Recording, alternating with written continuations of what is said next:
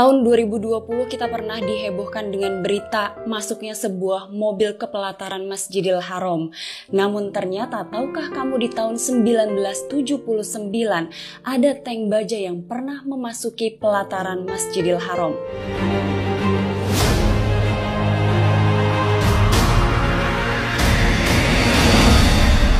Assalamualaikum warahmatullahi wabarakatuh. Hai halo, terima kasih kamu udah klik video ini. Ketemu lagi sama aku Tamara Delf.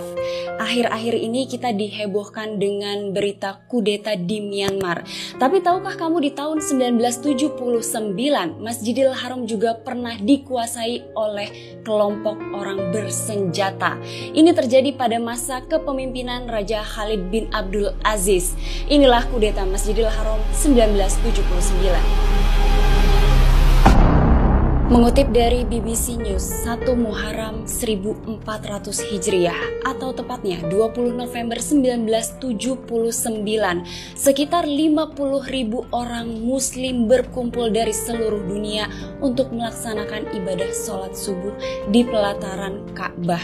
Di antara mereka terdapat 200 orang pria di bawah kepemimpinan Juhaiman Al-Utaibi. Siapa sebenarnya Juhaiman Al-Utaibi?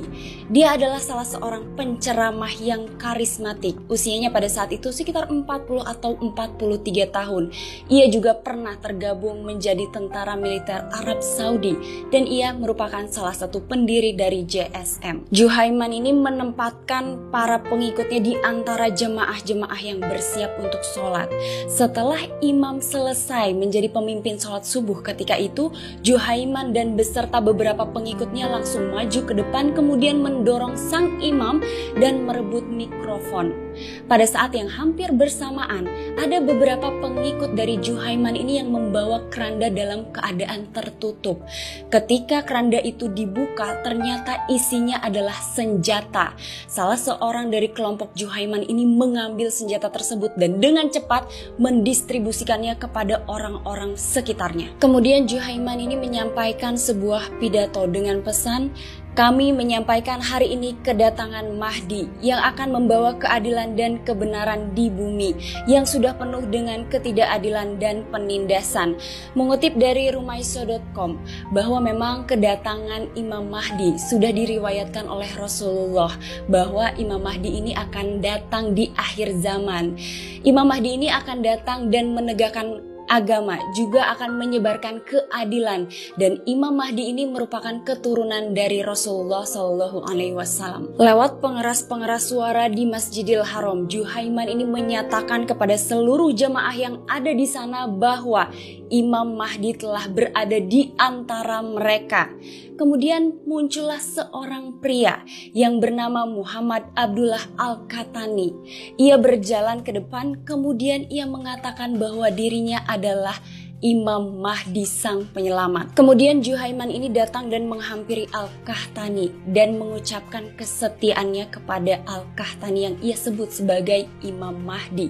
Ia juga memerintahkan orang-orang yang berada di sekitar sana untuk mengucapkan kesetiaannya kepada Al-Mahdi dan meminta orang-orang Arab yang ada di sana untuk membaiat Al-Kahtani sebagai Imam Mahdi. Menurut Kamus Besar Bahasa Indonesia, baiat itu sendiri adalah berarti pengucapan sumpah setia kepada imam. Dan pada saat Juhaiman mengatakan hal tersebut, orang-orang yang tidak mengerti bahasa Arab kebingungan apa yang sebenarnya telah terjadi di sana. Sebagian lagi orang Arab yang mengerti bahasa Arab, mereka kebingungan kenapa hal ini bisa terjadi. Namun sebagian orang lagi menyambut dengan sangat gembira dan memekikan Allahu Akbar. Juhaiman kemudian memerintahkan orang-orangnya untuk segera menutup gerbang-gerbang di Masjidil Haram. Ia juga kemudian memerintahkan anggotanya untuk naik ke atas menara-menara Masjidil Haram membawa senjata dan menembak musuh-musuh Mahdi. Musuh Mahdi yang dikatakan oleh Juhaiman ini adalah orang-orang yang menentang atau menolak keberadaan Mahdi. Abdel Munim Sultan adalah saksi mata yang ketika di tahun 1979 ia merupakan seorang mahasiswa dari Mesir.